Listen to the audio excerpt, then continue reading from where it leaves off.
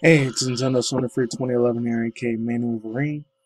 As always, you guys invest interest and interest towards the channel. Find me on Twitter, Instagram, BShoot, Brighteon, Rumble, Odyssey, and the social media platforms so you guys can see.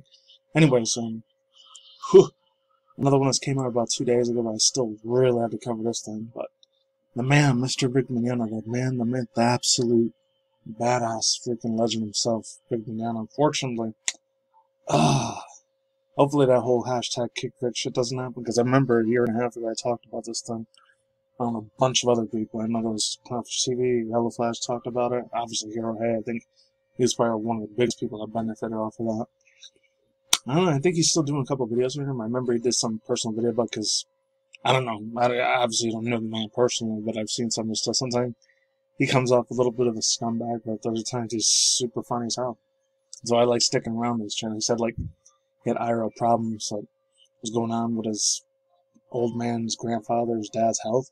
It's kind of an unfortunate bitch, but now it's reality, unfortunately. So hopefully his dad or his granddad makes a good recovery over this. Anyways, this comes from Spencer Barali. I'll probably read maybe the whole one for this. And this one was pretty funny as heck. I didn't know this a couple days ago. It's official Pokemon Limited Edition sunscreen. As if you thought they couldn't do it all, they freaking did it, man. So, March 10th. Says, it appears the campaign has launched StarTrek for audio producer Emmett Plant to have Vic Mignogna removed from the guest list for upcoming 55-year mission tour StarTrek convention has been successful. Okay, so DBZ's voice actor is also attendance and the voice actor paid. Anyways, let's continue on. As I was saying before, man, Sir Vic Mignogna is getting screwed again like this for the other peeps in mainstream media like that. I don't even know if it's mainstream media doing it. I'm going back to the freaking boundary in the comments again. I got it yesterday, but let's go for it. So it says, prior to March 10th, the 55-year mission tour, its officially website, proudly boasted to their conventions, featured 104 credible guests, with Vic Mignogna being the 104th invitee, following such as Star Trek icon William Shatner, K. Captain Kirk, Michael Dorn, Wolf, and Armin Shearman, Lieutenant Rice Quark. I know there's a lot of crazy ass shit he's always talked about all the time, William Shatner. I mean, it's cool it doesn't just bend the knee to SJWs, but I heard he crapped a lot into people like, he says cancel culture, LGBTQIA plus community, etc. So I know some people really hate, especially people that are in the bis and the trans and all that, they really, really don't like his ass. That's what I heard. I'm not sure if that's true or not, but anyways. Oh, and that's, since he used to be the voice of Broly, I'm playing some like old school Broly music in the background, so there's that. So let's continue. According to his profile on the convention's guest list, Mr. Vic Mignogna was invited due to his role as executive producer for the voice of Captain Kirk. But the web series Star Trek continues. Remember that.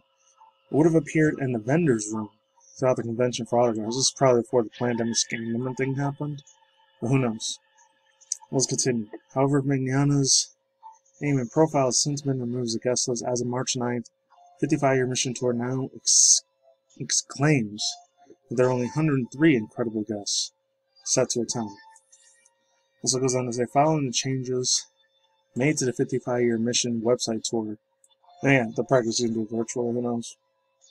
Plant announced to his Twitter followers on March 9th, his quote, breaking, Vic Mignogna is no longer listed as confirmed guest at Creation ENT's website for Star Trek Convention in Las Vegas. Oh, I remember that. Because I remember before the Planet Scam, I think it was over there, Caesar's Palace of Planet Hollywood. Still kind of far, but not too far away from where I'm working at sometimes.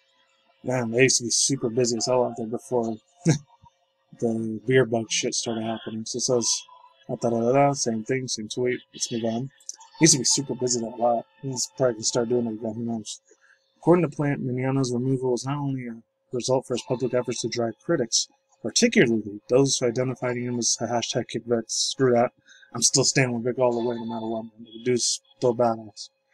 Let's continue. To pressure the convention into dropping Mignogna, but also work on, quote, friends behind the scenes who did their thing. This is, quote, I don't want to name names, wrote Plant, but I will definitely and unequivocally state that this is a victory because of the ladies.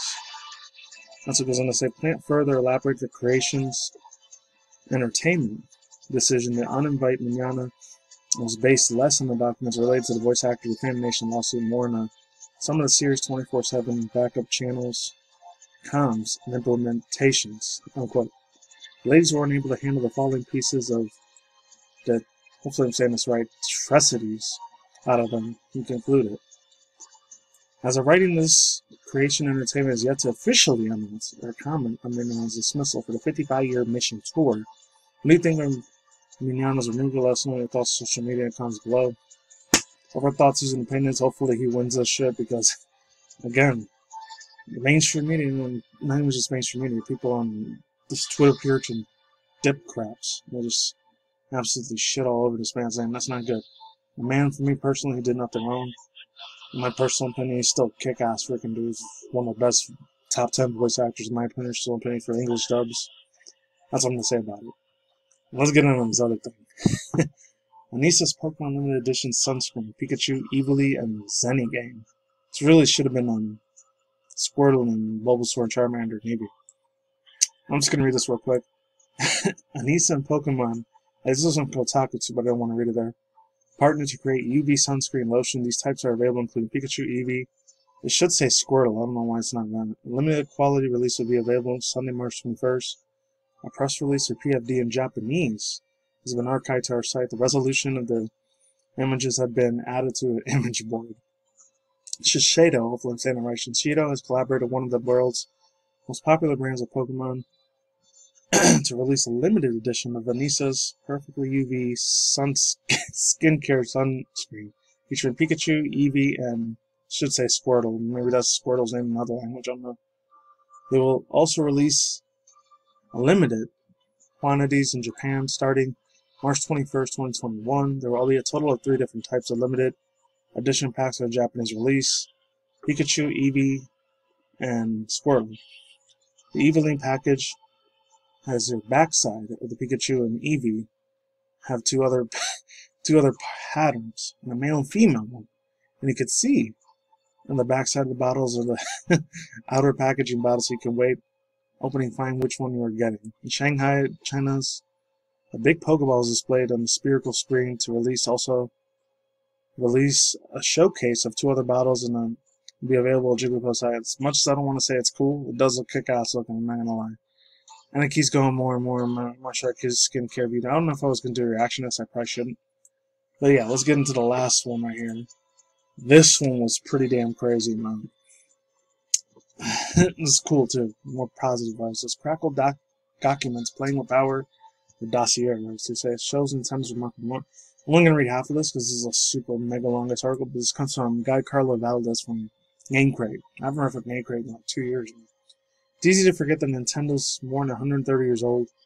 Many of us know it from its video games, which only started making in the late 70s, I should say. But if you truly understand how Nintendo's important institution in gaming had to go back even to the 19th century in Japan. I remember it was 1889, 1893. Well, I don't remember being there, so I would have been dead by now, but let's move on. That's an argument laid out by Crackle Playing with Power, Nintendo story, a 5-part documentary series of games. A movie director named Jeremy Sneed, hopefully I'm saying that right, executive producer of Sean Austin, who is a narrator, shows is comprehensive to the overview of the history of Nintendo and explains the traits of the company embodying today: ambition, creativity, and a willingness to adapt to all been present since the founding in 1889. Never mind. Documentaries like Console Wars and Netflix High Score recently explored origins of video gaming industry history, including Nintendo's instrumental role in bringing back its after the crash in 1983. After Playing with Power covers the same ground, it also goes beyond the NES and SNES following Nintendo's success and failures throughout the release of the Switch.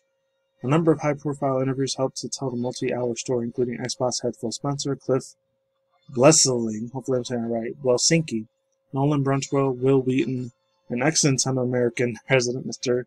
My Body Is Ready himself, Reggie Fils-Aimé. There's so much other material here that has ending credits of each episode bonus interviews, including segments that didn't fit an overall narrative. Playing with Power is mostly leans into 2 gaming historians back, Nintendo's evolution, Digital Eclipse editorial director and Wired journalist Chris Kohler, and Super Mario's How Conquered America. Hopefully I'm saying it right. Author Jeff Rowling. They helped set the stage for the different eras and documentaries depicting, providing the context and important figures in Nintendo's history as well as the economic forces that shaped their system. Oh, yeah. That was a real big impact when it came here to the U.S., and that's before I was around, and after I was around. This got even bigger with the N64, GameCube, etc. Oh no, the Wii didn't. That was the Wii U didn't sell, but the Wii still did. Let's continue. This is especially useful for the first 2 episodes, which explains how Nintendo transitioned from being a manufacturer in Hanfuda, Japanese playing cards, to creating toys and video games. Photos and videos from the 1800s Japan pop-up and Kohler and Line give us lessons of the brief Japanese history, short clips of how workers made decorative cards, but Playing with Power goes on a step further to enlive this history, showing the lavish diagrams and recreate key moments from Nintendo's past. One of the first sets was a beautiful model of Nintendo's original headquarters in Kyoto, beside a small figurine of the company's founder, Fujiharu Yamaguchi, I'm going to say that right, as well as the intricate Hanfunda patterns and the various tools to create the cards. Saying that they used to do that. Another miniature shows what the company's offices looked like in the 1950s, back when it was calling itself Nintendo Playing Cards Company. Oh, I never knew that. Wow. And I love the slice of life moments that the sculpture is put in there, with the colorful cars of people congregating the sidewalk. The models making these time periods come alive in a way that isn't possible just for black and white photos or quick video clips. I'm going to skip a little bit of this, and that's not just the diagrams I've seen. Now, Playing with Power has excellent production values and stories around it. The story around the multiple chapter titles, and each one is introduced with a slick sketch like animation sequences. Even static items like photos and newspapers text have some of the movement to them, but not in a way that's just too distracting. All the artistic touches make the series feel like it's moving a brisk pace, which is surprising when you consider just how much information is thrown at you with each episode. There's another one, the nostalgia stuff with GameCube here.